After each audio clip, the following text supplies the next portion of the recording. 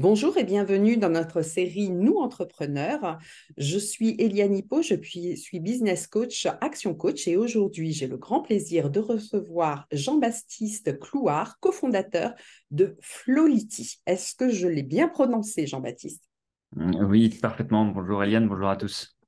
Merci d'avoir accepté notre invitation. Alors, première question, Jean-Baptiste, est-ce que tu peux nous parler un petit peu de ton parcours entrepreneurial? Qu'est-ce qui t'a amené à devenir chef d'entreprise? Bon, moi j'ai fait des études d'ingénieur en mathématiques appliquées. À l'issue de ça, j'ai naturellement évolué vers le monde de la supply chain et des logiciels en planification de la supply chain. J'ai fait ma carrière chez différents éditeurs de logiciels. J'étais notamment directeur de produits chez Dassault Systèmes. Et au fur et à mesure de ma carrière, j'ai vu grandir en moi l'ambition d'être entrepreneur, l'envie d'entreprendre. Je pense que j'étais naturellement un entrepreneur. Mais bon, je connaissais personne dans ma famille qui avait fait l'entrepreneuriat, donc c'était pas forcément naturel. Donc c'est quelque chose qui a grandi jusqu'au jour où je me suis dit, non, faut vraiment que je me lance. Donc j'ai démissionné, puis je me suis dit, tiens, voilà, allez, je lance ma boîte, sans filet de secours, allons-y, testons. Au début, je l'ai pris comme une expérience de vie, en mode, bah voilà, c'est une ambition, quelque chose que j'ai envie de faire. Et puis, au fur et à mesure, je me suis pris au jeu. J'ai rehaussé les objectifs.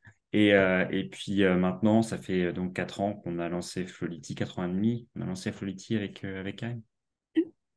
Super. Donc vraiment une expérience de vie au départ, une sorte de défi que tu t'es lancé. Et puis au fur et à mesure, tu disais que tu avais dû réaugmenter les objectifs. Alors, est-ce que ces objectifs, tu dirais qu'au départ, tu les avais mal évalués ou pourquoi as-tu dû les réévaluer? Est-ce qu'il y avait un phénomène que tu avais sous-estimé? Non, pas ça. C'est juste au début, je suis vraiment lancé euh, sans rien, hein. J'avais pas le chômage, j'avais rien. J'ai juste démissionné et j'y suis allé comme ça. Je connaissais pas Karim, donc j'avais pas encore de projet sur lequel me lancer. Vraiment, je me lançais pour entreprendre, pour apprendre, pour vivre l'entrepreneuriat en fait. Donc au début, mon premier objectif, c'était de se dire, OK, bon, j'ai de l'argent de côté, j'ai à peu près 6 mois d'argent de côté.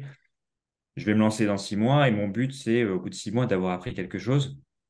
Et puis en fait, ça a été beaucoup plus vite que prévu dans un sens.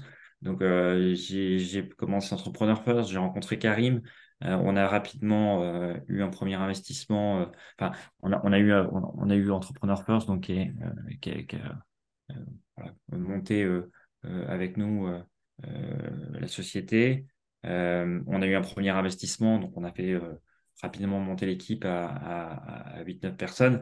Et voilà, donc forcément, quand on a cette trajectoire-là, maintenant le but, c'est plus d'apprendre, c'était rapidement de monter une entreprise pérenne et puis maintenant vraiment de créer le leader du marché sur la planification de la supply chain. Donc, voilà, les objectifs se rehaussent au fur et à mesure. Voilà.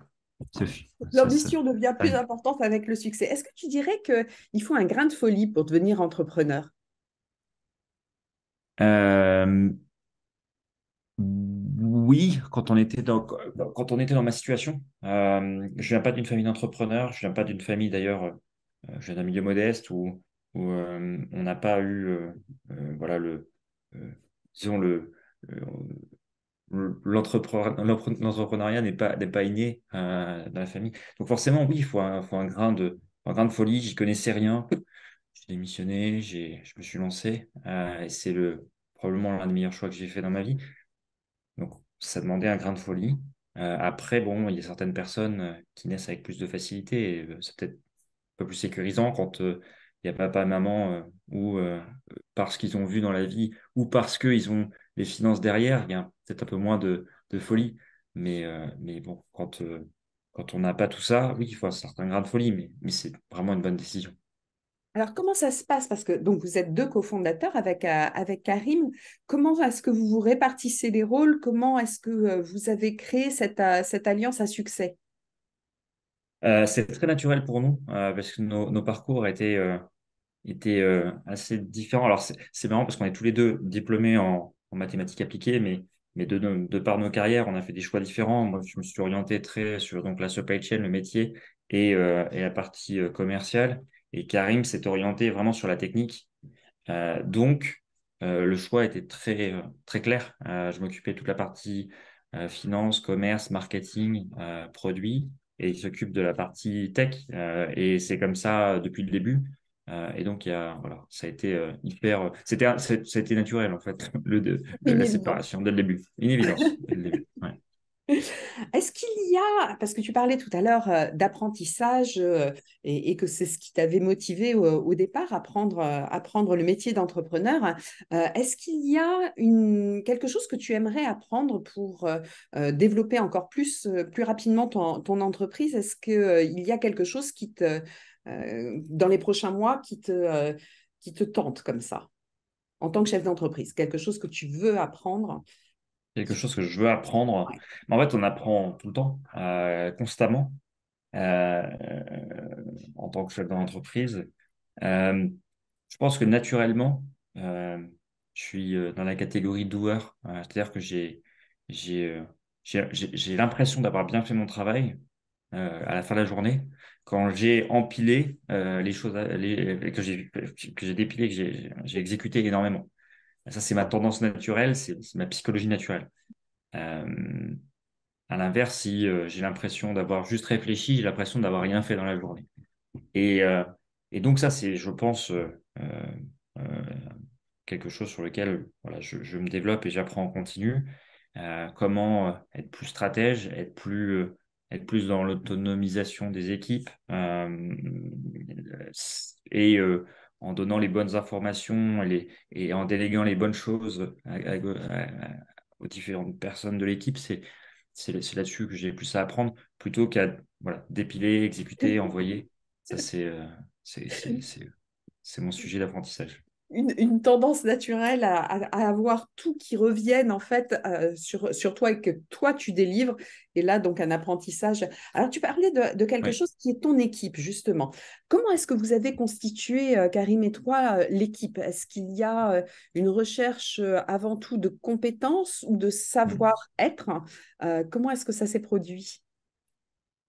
Euh, ouais, alors on a construit une équipe à notre image, forcément. On a été très vigilant depuis le début à l'adéquation entre nos valeurs et puis les recrutements. Ça ne nous a pas empêché de faire des erreurs, mais l'équipe qu'on a construite, c'est une équipe vraiment qui s'entend bien ensemble, où il y a une bonne atmosphère et c'est essentiel à la performance. Donc ça, c'est super important.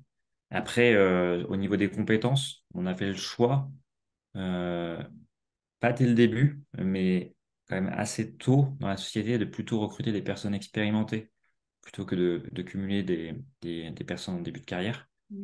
Pourquoi? Parce que, en fait, on veut vraiment créer un logiciel qui est plutôt haut de gamme sur notre secteur, une certaine expertise, voilà, un niveau d'excellence. Et donc, on avait besoin de personnes plus expérimentées, plus autonomes. Voilà, c'est les choix structurants qu'on a fait, plutôt des seniors, plutôt, voilà, et surtout des personnes qui ont une bonne adéquation avec notre mentalité. C'est important hein, depuis le début. Avec vos valeurs. Et c'est pour ça que tu parles de Dream Team quand tu parles de ton équipe. On sent une fierté quand tu parles de ton Bah équipe. ouais, ouais, c'est sûr, c'est sûr. C'est sûr. C'est hyper important. Et, euh, et puis je le vois au fur et à mesure des recrutements, et que quand on sent que c'est voilà, que c'est la bonne personne, que voilà, on se dit, mais si j'avais eu cette personne plus tôt, j'aurais peut-être évité un certain nombre de problèmes. Donc c'est ça qui est intéressant. Et donc, forcément, l'équipe, ça fait toute la différence entre le succès et l'échec, c'est clair. Alors, tu parlais de ton métier. Est-ce qu'il y a une incompréhension, une idée reçue que tu aimerais balayer à cette antenne concernant ton métier, ou ton Bah, secteur sur la, d'activité peut-être?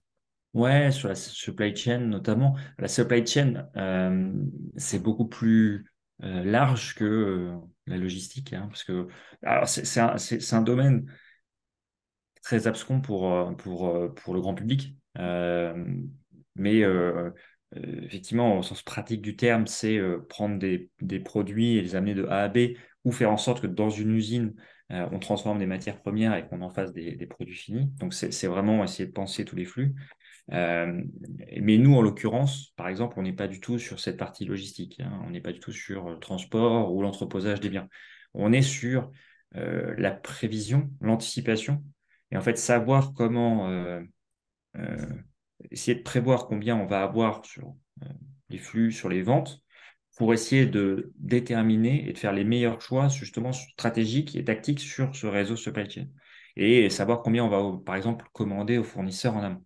Hein, donc ça, c'est vraiment cette partie décisionnelle sur laquelle on aide. C'est des choix assez sioux. Et justement, c'est là où on va faire intervenir toutes les thématiques, toute l'intelligence artificielle pour aider voilà, à la décision de combien approvisionner, combien commander, combien produire, combien transporter, et comment organiser les flux ou investir, ce genre de choses.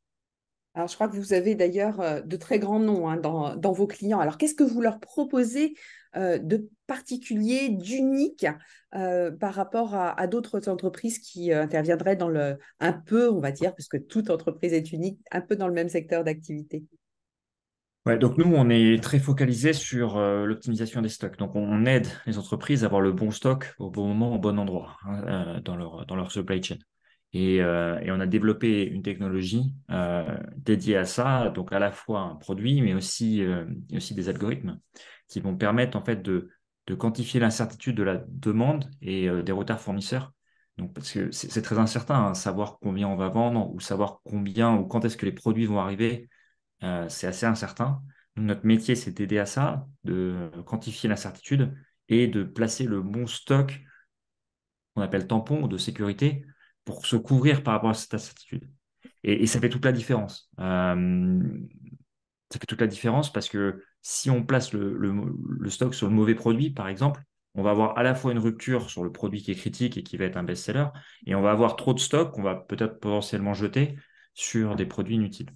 Et donc, notre métier, c'est ça. Et en déployant la technologie, qui a été on a investi sur une équipe de recherche très tôt dans la société. Ça a été reconnu par le ministère de la Recherche française, hein. Donc, on a cette technologie. Quand on déploie cette technologie sur les technos existantes chez nos clients, on a des surperformances assez importantes, hein. En moyenne, là, j'avais fait la publication en regardant sur l'ensemble de notre portefeuille client. Donc, j'ai pas triché, hein. Il y en a, on est super résultats, il y en a qu'on est moins bon résultat. J'ai pris l'ensemble de nos portefeuilles clients en début d'année 2023, donc sur les résultats de l'année 2022, on était aux alentours de 45-49%. J'ai publié exactement les chiffres de diminution de stock et de rupture. Donc, c'est important, ouais. C'est important. Mais, je comprends la fidélité des clients de Flowlity parce que forcément, quand on a des résultats comme ça, on fait gagner du temps, de l'argent. Enfin, Ouais. c'est un atout maître dans une société. Est-ce qu'il y a une actualité dont tu aimerais parler, Jean-Baptiste? Une actualité concernant Flowlity? Euh, Oula, alors, ouais, alors on a tout alors là, on a pas mal d'actualités. Alors forcément, on enregistre cet épisode en plein milieu de l'été, donc pour l'instant, on dit rien, on attend, mais en septembre, on a tout un tas d'actualités qu'on va partager. Euh, non, mais il y a plein de On est choses, dans il y a un plein de pas. choses. Il y a plein de choses, il y a plein de choses parce qu'on a signé plein de nouveaux clients, on a déployé pas mal de clients.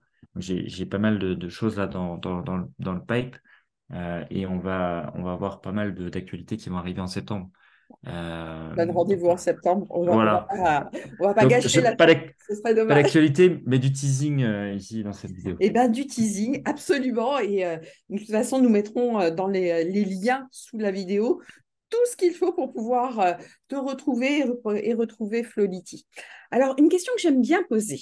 On va imaginer que tu rencontres Jean-Baptiste adolescent. Est-ce qu'il y a un conseil que tu aimerais bien lui donner à ce Jean-Baptiste, maintenant que tu as une expérience d'entrepreneur un peu plus aguerrie tout de même? C'est chaud. Ouais, pas facile. C'est chaud parce que c'est toujours forcément on est assez content de là où on en est. Après, c'est toujours la même chose. Quand, quand on vient d'un milieu où il y a moins de connaissances que dans d'autres milieux, forcément, il y a des choix qui ont été faits qui n'étaient pas des choix optimum en ayant le, Le en recul. gardant le recul.